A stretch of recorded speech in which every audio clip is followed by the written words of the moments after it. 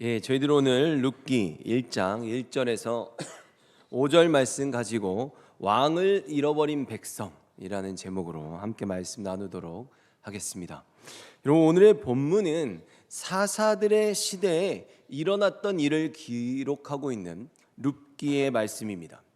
이 룻기는 저희들이 요새 새벽 예배 때 계속해서 살펴보고 있는 사무엘상의 말씀으로 사사기의 시대에서 사무엘상으로 넘어가는 그 시기에 있었던 이야기를 다루고 있습니다. 그래서 바로 이때 하나님께서 우리들이 이스라엘만 보면, 겉으로 드러나는 이스라엘만 보면 사사기의 시대에서 사무엘상으로 넘어가고 있지만, 사실은 하나님께서는 겉으로 드러나는 이스라엘만이 아니라 모든 사람의 인생을 하나님이 이루어 가시는 것처럼 또 그곳에서 모압 땅으로 갔던 그 엘리멜렉이라는 그 가족을 통해서 하나님은 보이지 않는 곳에서 이미 다른 역사를 또 진행해 가고 있었다는 것을 이 룻기가 드러내고 있는 것입니다. 그래서 얼핏 보면 나옴이라는 불쌍한 과부가 룻이라는 며느리를 통해서 다시 가문을 일으키는 어떤 한 가정의 가정사로만 볼 수도 있을 것입니다. 그러나 이 룻기를 통해 드러나는 이들의 가정사는 참으로 놀라운 하나님의 역사를 드러내고 있습니다. 왜냐하면 바로 이 룻이 보아스와 훗날 낳게 되는 그 자녀인 오벳이 다름 아닌 다윗 왕의 할아버지이기 때문입니다. 여러분, 참으로 놀랍고 또 어찌 보면 매우 흥미롭지 않습니까? 왜냐하면 지금 이 사사들의 시대에는 인간 왕이 없던 시기입니다. 그리고 이것이 사무엘서로 넘어가게 되면 어느 정도의 시간이 흐른 뒤에 그제서야 이스라엘 백성들이 블레셋의 압제를 도저히 견뎌내지 못하다가 인간 왕을 요구하게 됩니다. 근데 문제는 룻기는 이 사건보다 지금 먼저 일어나고 있는 일이었다는 것입니다. 이스라엘 백성들이 아직 인간 왕을 전혀 요구하지 않은 상태였다는 것이죠. 인간들의 요구가 하나도 근데 없는 상황에서 하나님이 지금 먼저 이 룻기의 상황 속에서 그들의 왕을 준비하고 계셨다는 거죠. 그럼 여러분, 저희들이 여기서 이 생각을 해볼 수 있습니다. 만약 인간들의 요구를 예상하신 하나님, 다 알고 계신 하나님께서 이것이 준비하신 하나님의 올바른 대답이었고 준비였다면, 사실 룻이 낳은 자녀인 오벳은 다윗이 아니라 사울의 할아버지가 되는 것이 더 맞는 말이기 때문입니다. 그렇지 않습니까? 지금의 성경은 아직 사무엘서가 시작도 안 했습니다. 그럼에도 불구하고 이미 이 룻기 이곳에서부터 그 사사들의 시대에 하나님께서 지금 다윗의 계보를 만들어가고 계셨다는 것입니다. 무슨 뜻입니까? 결국 하나님께서는 이미 모든 것을 다 아시고 계획하신 것입니다. 그렇게 이스라엘의 요구대로 사울이라는 인간 왕을 세워주셨습니다. 또 사울이라는 왕에게는 하나님 편에서 행하실 수 있는 모든 기회를 다 주셨습니다. 그런데 그럼에도 불구하고 결국 사울은 하나님을 버리고 실패하고 말았습니다. 그러나 여러분, 이런 인간의 역사와 하나님의 역사는 다릅니다. 기회가 있었음에도 불구하고 그 길을 실패하고 돌이키는 인간의 삶과 지금 이 모든 약속, 언약을 이루어 가시는 하나님의 섭리와 완전하신 역사는 다르다는 것입니다. 주님께서는 그 어떤 순간에도 약속의 백성이요, 약속의 자녀인 저희들을 절대로 포기하지 않으십니다. 그래서 우리들은, 당시의 이스라엘은 전혀 알지 못했음에도 불구하고 주님께서는 우리를 구원하시기 위해서 이 엘리멜렉의 가정을 택하시고 또 보아스와 룻을 통해서 하나님의 나라를 보이지 않는 곳에서도 쉬지 않고 계속해서 완전하게 세워가고 계셨던 것입니다. 룻기 1장 1절의 초반부를 보면 사사들이 치리하던 때라고 되어 있습니다. 여러분, 저희들이 가진 성경에는 생략되어 있지만 이 룻기의 첫 번째 단어는 그리고입니다. 다시 말해서 이 룻기의 1장 1절은 그냥 시작이 아니라 그 앞부분의 이야기를 그대로 지금 이어가고 있다는 것을 성경이 드러내는 것이죠. 그러면 이 그리고의 앞에 있는 이 말씀은 무엇이겠습니까? 사사기 21장 25절의 말씀을 보면 그때에 이스라엘의 왕이 없으므로 사람이 각기 자기의 소견에 옳은 대로 행하였더라. 아멘. 지금의 이 룻기는 어떤 시기를 언급하면서 1절의 말씀을 시작하는데 그리고 앞으로 가보면 바로 그때가 어떤 시기냐면 이스라엘의 왕이 없어서 사람들이 각기 자기의 소견에 옳은 대로 행하였던 그 사사시대를 배경으로 하고 있다는 것입니다. 그럼 여러분, 이러한 사사시대의 특징이 비단 이때만의 특징이었을까요? 여러분, 제가 어린 시절에 텔레비전에 한 청바지의 광고에서 나왔던 멘트가 굉장히 저와 저희 친구들 사이에서 인기를 끌었던 적이 있습니다. 그 광고가 무엇이냐면 한 청년이 청바지를 딱 입고 나와서 자기의 스타일을 선택한 후에 난 나야 라고 외치는 그런 광고였습니다. 이게 무슨 뜻인가 하면 쉽게 말해서 다른 사람들이 뭘 입고 다른 사람들이 어떤 스타일을 추구하든지 간에 나는 상관없이 내가 입고 싶은 이 바지를 나는 입겠다는 표현입니다. 당시의 사회적 통념과 여전히 윤리와 도덕이 매우 강조되던 이런 시기에 이런 광고는 개개인의 특성이 더 중요하다라는 생각을 들게 하면서 그것을 주목하게 만들기 시작했습니다. 누구나 다 같은 것 아니고 사람은 다 다르니까 그 사람의 특성을 존중해 줘야 된다. 사회적인 분위기가 점점 바뀌어 가게 됩니다. 사람의 특성을 존중해 주는 것 매우 좋은 말입니다. 그런데 이런 개성을 존중하는 분위기가 그 사람의 재능이나 특기를 바라보는 올바른 기준일 수는 있습니다. 그러나 이런 생각이 한 걸음 더 나아가서 과연 참된 진리가 무엇인가의 문제로까지 발견하게 되면, 그렇게 발전해 가게 되면 그런 세상이 바로 사사기의 시대인 것입니다. 여러분, 아담과 하와가 먹은 선악과의 결과가 무엇입니까? 선악을 알게 해주는 그 지식을 주는 나무의 열매, 그것이 선악과의 의미입니다. 그래서 본래 선과 악의 기준은 선하신 하나님 한 분뿐입니다. 그리고 주님께서는 그 선과 악의 기준을 이 진리의 말씀을 통해 저희들에게 알려주십니다.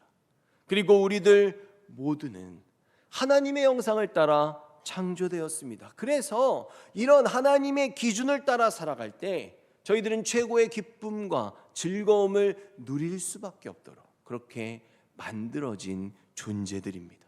그런데 아담과 하와가 그 선과 악의 기준에 자기 자신을 세워버리고 만 것입니다.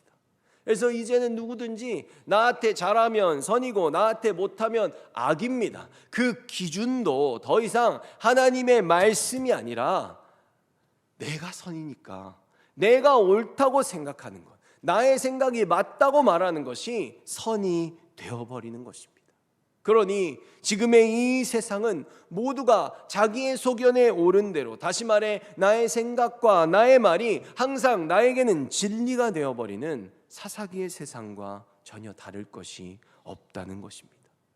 범죄한 아담에서부터 시작해서 왕이신 하나님을 버린 채 살아가고 각자의 개성과 나의 생각을 다른 그 어떤 사회적 통념들보다도 더 귀하게 바라보고 그것으로 판단하는 현 세대가 사사기의 세대와 다를 것이 무엇이냐는 것입니다.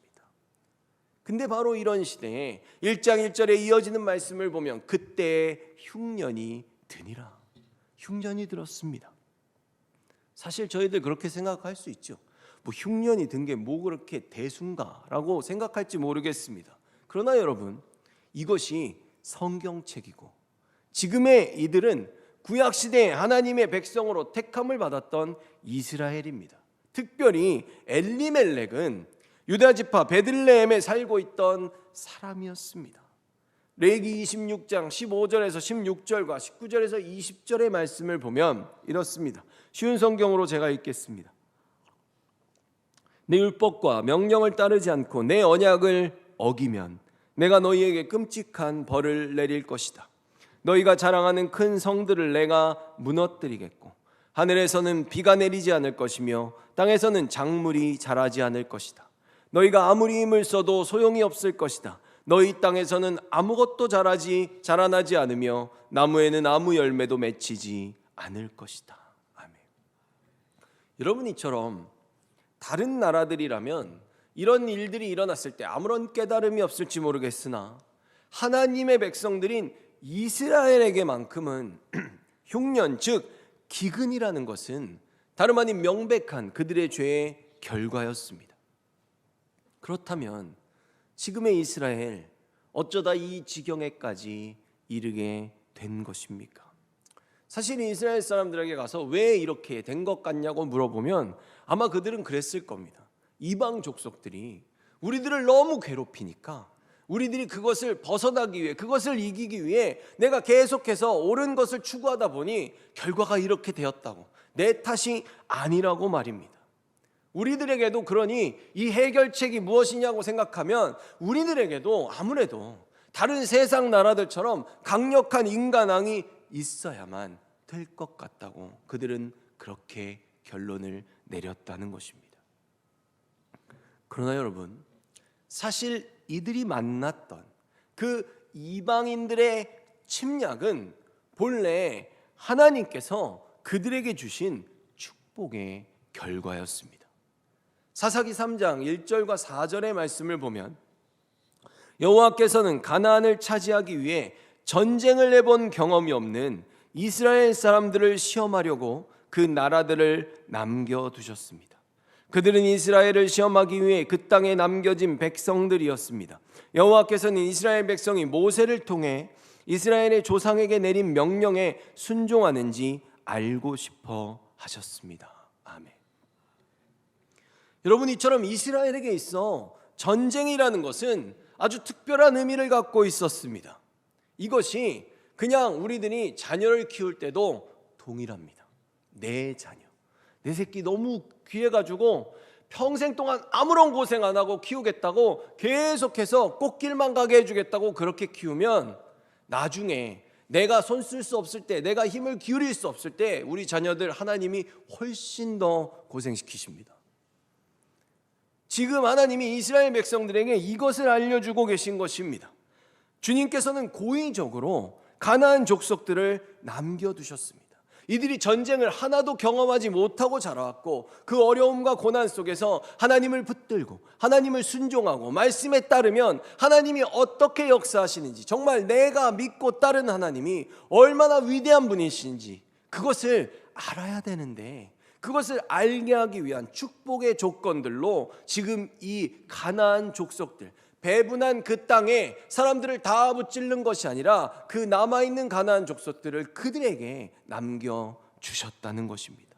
그 전쟁을 통해서 하나님의 명령을 따라 승리를 경험하는, 그래서 주님을 더 깊이 알아가는 축복의 통로로 남겨두신 것입니다.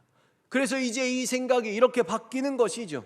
우리의 왕이 명령하신 대로 행하니까 그렇게 순종했더니 우리가 정말 승리했어. 하나님 대단하시네. 우리 이 말씀만 따라 살아가면 되겠네 라는 것을 그들도 그것을 깨닫고 그렇게 하나님을 나의 왕과 부모로 섬기는 백성과 자녀가 될 수 있도록 그들의 삶을 이끌어 가시는 것입니다. 근데 이스라엘이 이런 하나님의 선하신 의도를 그들의 삶으로 잘 받지 못했습니다. 그러면 여러분, 저희들은 어떻게 하겠습니까? 저희들도 우리들의 삶을 지금 이런 하나님의 시선으로 바라볼 필요가 있다는 것입니다. 이것을 그대로 적용해야 한다는 것이죠. 무슨 말입니까? 주님께서는 우리들의 삶에도 고난을 허락하십니다. 헌데 우리가 그 고난 자체로 보면 안 된다는 것입니다. 이스라엘은 분명히 이들이 남아있는 모습을 보며 이들이 어떻게 생각한 것입니까? 하나님의 의도를 본 게 아니죠. 하나님, 왜 저 사람들 다 남겨두셨습니까? 그냥 여호수아, 그 사람 잘하는 여호수아 있을 때 다 해치우고 다 없애줬으면 너무 좋았을 텐데 왜 우리들에게 이 어려운 일, 이 고난을 허락하십니까? 라고 말입니다. 그러나 주님께서는 우리들의 삶을 통해서 우리가 그냥 이 세상에서 좋다고 즐길 것만 다 즐기고 배만 두들기며 편안하게 살아가는 것을 원하지 않으신다는 것입니다. 오히려 주님께서는 우리들의 삶의 그 모든 순간들을 통해서, 즉 지금 이스라엘에게 전쟁이 그런 것처럼 우리들의 삶 가운데도 수많은 전쟁처럼 어렵고 우리가 도저히 해결할 수 없는 수많은 문제들을 만나게 하심으로써 우리가 주님을 더 붙들고 하나님을 더 알아가게 하시기 위해 지금 우리들을 살아가게 하신다는 것입니다. 그 과정 속에서 우리가 주님을 더 사랑해야 되고 주님의 마음을 더 이해해야 되고 받아들이는 그런 인격적인 관계를 갖고 싶어 하십니다. 그래서 그 목적을 이루게 하시기 위해 때로는 어려움을 주시고 때로는 우리들의 길도 막으시는 것입니다.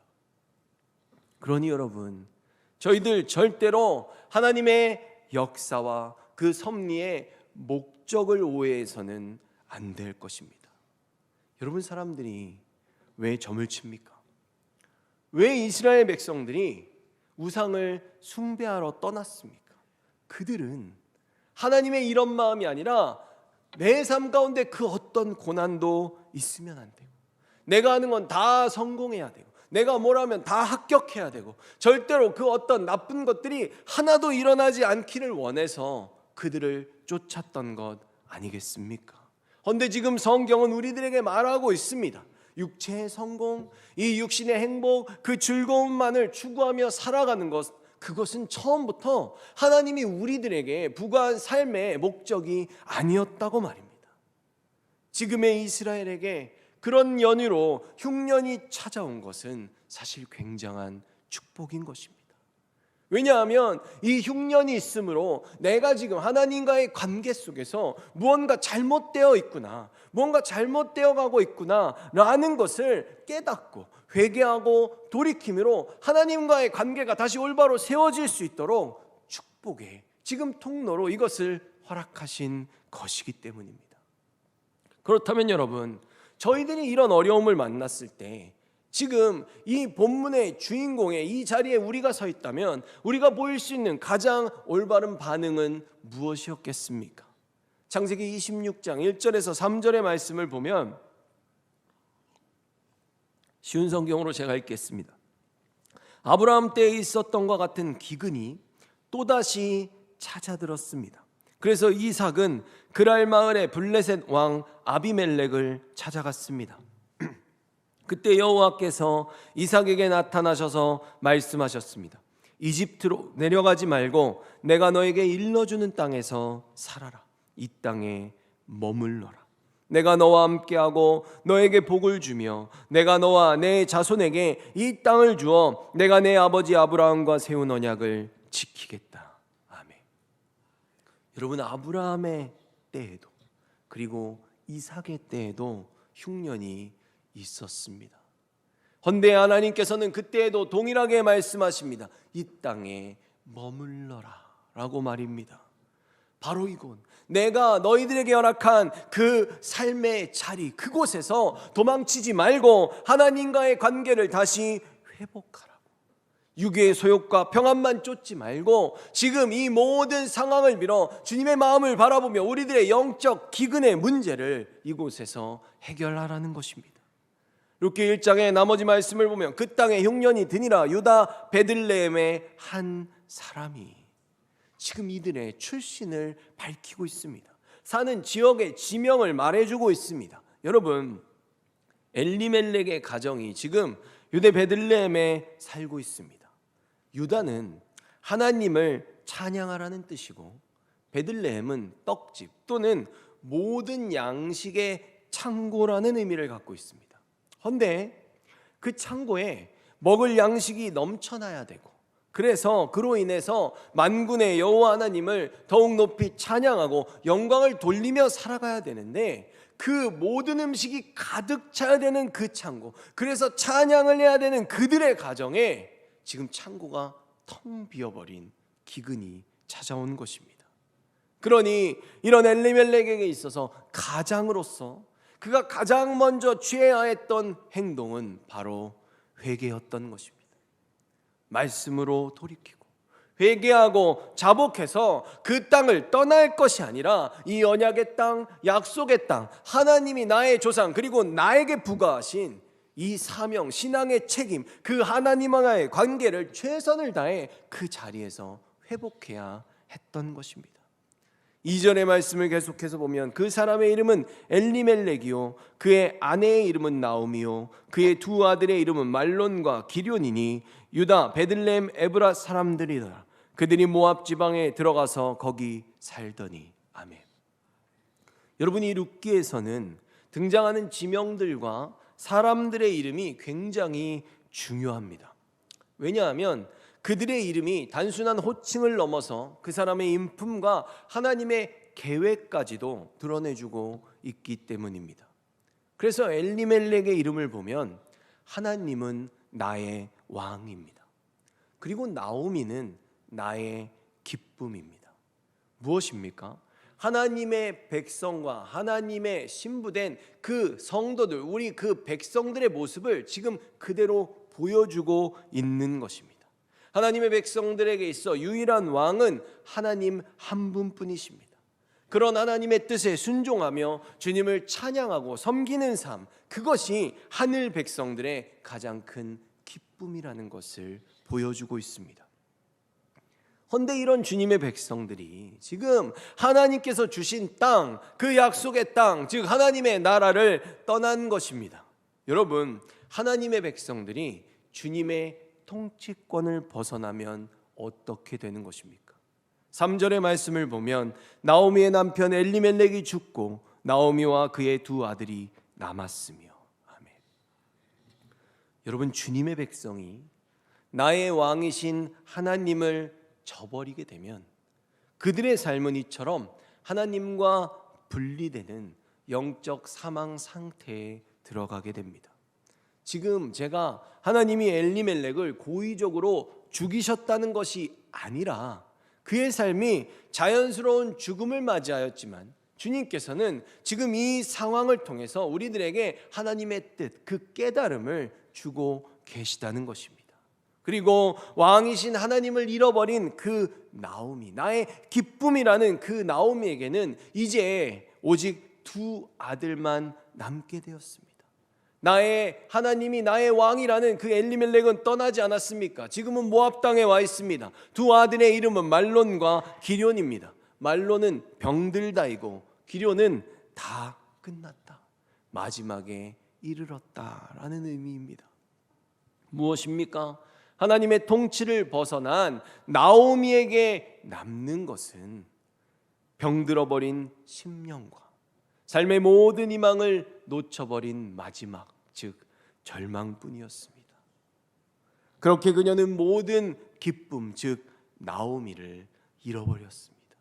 이것이 바로 나의 왕이신 주님의 통치를 벗어나 죄인들의 땅인 모압으로 나의 소견에 옳은 대로 떠나버린 결과입니다. 여러분, 우리들도 세상의 고난을 만나 나의 육신의 필요를 따라 나아갈 수 있어요. 세상의 행복만을 추구하며 더 나아가고 한 발짝 한 발짝 나아가고 그 순간에 이것이 나를 이롭게 한다고 계속해서 그 방향으로 나도 모르는 사이에 가다 보면 어느 순간 우리가 하나님의 통치권을 벗어날 수도 있다는 것입니다. 그렇게 어쩌면 우리들도 하나님과 함께하는 기쁨인 이 나오미가 후에 그녀의 이름을 직접 바꿔 말하는 마라, 즉 괴로움으로 바뀔 수도 있는 것입니다. 여러분, 사실 나오미는 여기서 결단을 내려야 했습니다. 처음 그들은 이 모압 땅에 뭐라고 표현하냐 하면 성경은 거류하러 왔다라고 기록하고 있습니다. 근데 거류하다라는 표현은 잠시만 머문다는 의미를 갖고 있습니다. 그런데 나오미는 엘리멜렉이라는 경제적인 주체자를 잃어버리니까 바로 떠난 것이 아니라 어떻게 하냐면 당시엔 여성들이 일을 해서 경제성을 가질 수 있는 시대가 아니었습니다. 그러니 떠나지 않고 남아있는 두 아들을 결혼하게 내버려 두었습니다. 4절의 말씀을 보면 두 아들은 모압 여자를 아내로 맞아들였는데 한 여자의 이름은 오르바이고 다른 여자의 이름은 루시였습니다. 나오미와 그의 아들들은 모압에서 10년쯤 살았습니다. 아멘. 여러분, 다른 나라에 갔을 때 잠시 들려서 살다 가는 것과 그 땅에 살고 있는 여인들과 결혼을 하고 가정을 꾸리는 것은 완전히 다른 문제입니다. 이것은 경제적 활동을 할 수 있는 또 다른 가장들로 자신의 아들들을 세우고 이 땅에서 내가 어떻게든 살아내 보겠다는 또 다른 의지의 표현이기 때문입니다. 그런데 그 결과가 어떻습니까? 5절에 보면 말론과 기럧 두 사람이 다 죽고 그 여인은 두 아들과 남편의 뒤에 남았더라. 아멘. 결국 하나님과 함께하는 기쁨, 그 나오미가 마라, 즉 괴로움이 되어버렸고, 그녀에게는 이제 이방 여인인 오르바와 룻 둘만 남게 된 것입니다. 이제는 또다시 경제활동을 이어갈 수 있는 그 어떤 조건도 남지 않았습니다. 여러분, 오늘의 본문은 저희들에게 분명한 교훈을 주고 있습니다. 절대로 내 소견에 옳은 대로 그렇게 육신만 잘 살리겠다고, 나만 행복하겠다고 계속해서 내 생각, 내 소견, 내 기준만을 따라 살아가다 보면 우리들도 마라가 될 수 있다는 것입니다. 여러분, 아무리 힘들더라도 절대로 하나님의 통치권을 벗어나면 안 되는 것입니다. 내 소견을 하나님의 말씀보다 앞세우면 안 된다는 것입니다. 여러분, 이스라엘에게 전쟁이 그리하였듯 주님께서는 우리들에게도 기근을 주실 수 있습니다. 그러나 우리들의 삶 가운데 만나는 모든 일들은 단 한 가지도 빼놓지 않고 주님을 더욱 깊이 알아가고 그것을 통해서 우리들의 삶 가운데 일어난 하나님의 보여지는 참된 능력과 그 참된 사랑을 더 깊이 체험하면서 살아가라는 축복의 선물이라는 것을 깨달아야 합니다. 그것이 고난일 수 있고 때로는 삶의 어려움일 수 있습니다. 그러니 여러분, 우리가 마치 물고기가 물을 떠나면 괴로운 가운데 죽을 수밖에 없는 것처럼 어떤 일이 있더라도 내가 주님의 백성임을 우리가 의심하지 않는다면 저희들은 절대로 하나님이 세우신 자리를 떠나서는 안 되는 것입니다. 나의 왕이신 그 하나님의 품, 이 진리의 말씀을 떠나면 안 된다는 말을 하는 것입니다. 왜냐하면 왕을 잃어버린 백성들의 삶은 그 자체로 절망이기 때문입니다. 부디 저희들 회개해야 될 때는 회개하고 순종해야 할 때는 담대하게 순종하며 나아가기를. 그렇게 내가 볼 때 내가 손해보는 것 같고 내가 이것을 선택하면 피해볼 것이 뻔한 것 같아도 내가 아는 하나님, 주님이 나에게 깨닫게 하신 그 말씀을 따라서는 내 소견이 아니라 이것을 행할 수밖에 없어서 행해야 한다면 그 길을 걸어가는, 그 좁은 길을 예수 그리스도의 발자취를 따라 걸어가는 복된 하늘 백성의 삶을 살아가기를 예수 그리스도의 이름으로 축원합니다.